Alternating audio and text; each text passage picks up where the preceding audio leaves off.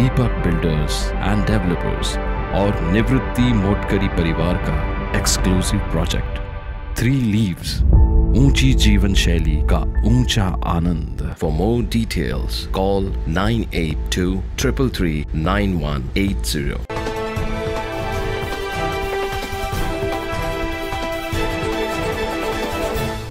मालेगाव तालुक्यातील सौंदाणे येथील गडकलिका व्यापारी संकुलात सोमवारी रात्री 9 वाजेच्या सुमारास अचानक आग लागल्याची घटना घडली। या आगीत 2 ते 3 दुकानं जळून खाक झाली। नाशिक जिल्ह्याचे पालकमंत्री दादा भुसे यांनी आज घटनास्थळाची पाहणी केली। यावेळी मंत्री भुसे यांनी या आगीत जळून खाक झालेल्या दुकानदारांना आर्थिक मदत देखील केली। रविवारी झालेल्या पावसामुळे दुपारपासून वीज पुरवठा खंडित झाला।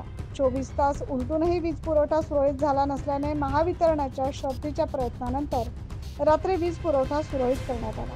व्यापारी संकुलासमोर उपस्थित असलेल्या नागरिकांना आग लागल्याचे प्रथमतः लक्षात आले।